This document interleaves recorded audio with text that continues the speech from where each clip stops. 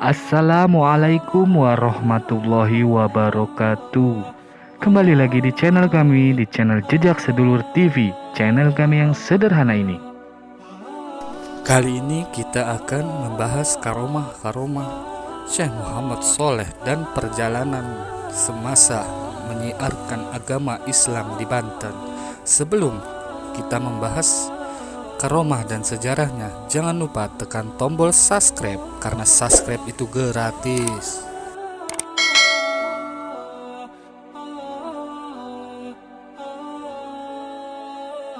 Syekh Muhammad Sholeh yang dikenal juga sebagai Cilik Koret diangkat sebagai pengawal dan sekaligus penasehat Sultan Maulana Hasanuddin, di mana waktu itu ia sebagai Sultan pertama di Banten. Dan penasehat yang diangkat oleh Sultan sebanyak 4 orang yang disebut punakawan utama.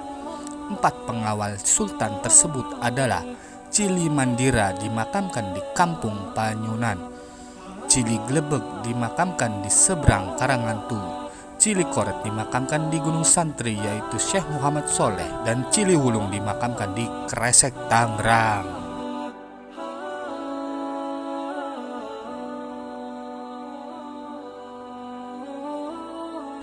Penyiaran agama Islam di Banten yang dilaksanakan Sultan Maulana Hasanuddin mendapat tantangan dari Kerajaan Sunda Pajajaran di bawah pimpinan Prabu Pucuk Umun. Penentangan Kerajaan Sunda Pajajaran ini dikarenakan Sultan Maulana Hasanuddin cukup berhasil menyebarkan agama Islam di Banten sampai bagian selatan Gunung Pulau Sari, Gunung Karang, Pulau Paniat, dan Ujung Kulon. Keberhasilan ini mengusik Prabu Pucuk Umun yang semakin kehilangan pengaruh sehingga ia menantang Sultan Maulana Hasanuddin untuk bertarung dengan cara mengadu ayam jago, dan sebagai taruhannya yang kalah akan dipotong lehernya. Tantangan Prabu Pucuk Umun disambut oleh Sultan Maulana Hasanuddin setelah ia bermusyawarah dengan pengawalnya, yakni Syekh Muhammad Sholeh. Dalam musyawarah tersebut disepakati bahwa yang akan bertarung adalah Syekh Muhammad Sholeh sendiri dengan cara menyerupai ayam jago seperti layaknya ayam jago biasa. Hal ini terjadi karena karomah atau kelebihan ilmu yang dimilikinya, dan atas dasar izin Allah Subhanahu wa Ta'ala, pertarungan 2 ayam jago tersebut berlangsung seru. Namun akhirnya pertarungan itu dimenangkan oleh jagonya Sultan Maulana Hasanuddin. Setelah pertarungan selesai, Sultan Maulana Hasanuddin membawa jagonya pulang ke Banten, yang akhirnya jago itu berubah bentuk menjadi manusia, sosok Syekh Muhammad Sholeh.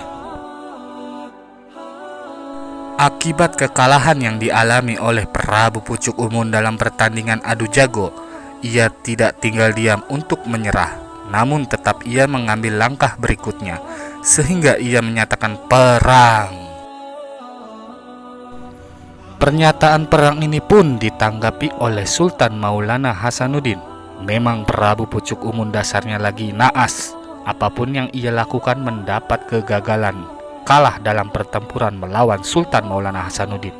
Bersama Syekh Muhammad Sholeh, pasukan Pajajaran mundur ke arah selatan bersembunyi di Pulau Sari, Rangkas Bitung, Kabupaten Lebak, dan mereka itu sekarang dikenal dengan suku Baduy.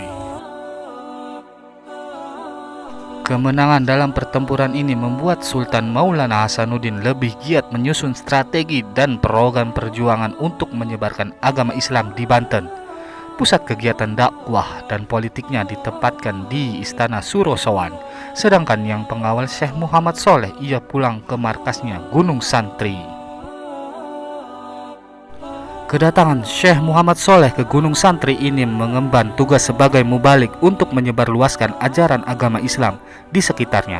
Metode yang digunakan Syekh Muhammad Sholeh dalam berdakwah menggunakan pendekatan persuasif, sehingga setiap orang didatanginya merasa puas dan bersedia mengikuti ajakan untuk memeluk ajaran Islam secara sukarela. Keberadaan Syekh Muhammad Sholeh di Gunung Santri bukan sekedar berdakwah, ia juga bertani untuk memenuhi kebutuhan hidupnya. Menurut riwayat, ia memiliki sebidang tanah di Blok Beji yang namanya Sawah Sideruk. Usaha pertanian yang dilakukan oleh Syekh Muhammad Sholeh terbilang berhasil dengan memuaskan. Meskipun hanya dengan menggunakan koret sebagai alat pertanian yang ia bawa setiap saat, sehingga ia dijuluki Cili Koret.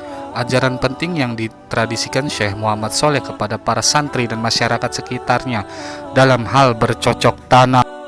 Dalam meningkatkan hasil pertanian adalah memulai bercocok tanam dengan bacaan bismillah dan 2 kalimat syahadat.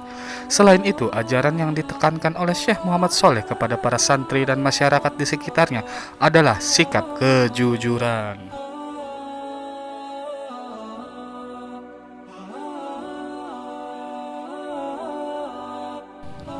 Pernah pada suatu saat ketika rawan pangan, Syekh Muhammad Sholeh bertemu dengan seseorang yang sedang membawa barang.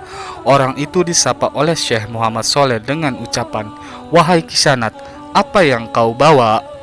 Orang itu menjawab, "Garam ya Syekh." Padahal barang yang dibawa itu adalah beras. Sesampainya di rumah, orang itu melihat barang itu menjadi garam, sesuai dengan jawaban yang ia sampaikan kepada Syekh Muhammad Sholeh.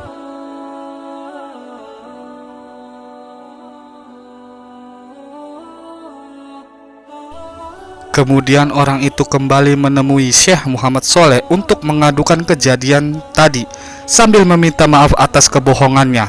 Syekh Muhammad Sholeh yang arif lagi bijaksana menerima permintaan maaf orang tadi sambil menegaskan untuk berlaku jujur.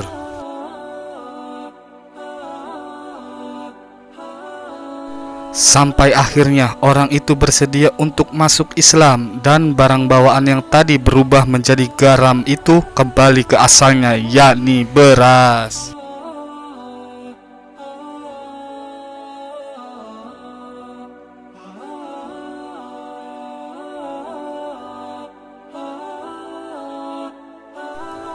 Jadi, keberhasilan Syekh Muhammad Sholeh dalam menyebarkan ajaran Islam di pantai utara Banten ini didasari dengan rasa keikhlasan dan kejujuran dalam menanamkan tauhid kepada para santrinya.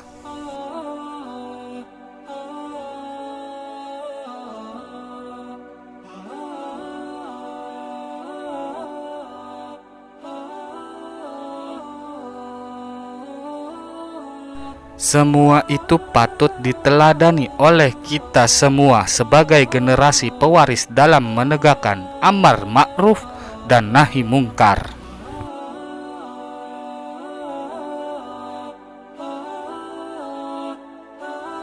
Syekh Muhammad Sholeh, ia wafat pada usia sekitar 76 tahun. Sebelum wafat, beliau berpesan untuk dikuburkan di puncak Gunung Santri. Nah, itu dia kisah perjalanan Syekh Muhammad Sholeh dan karomah-karomahnya. Mari kita tingkatkan iman dan takwa kepada Allah Subhanahu wa Ta'ala. Wallahu a'lam bishawab.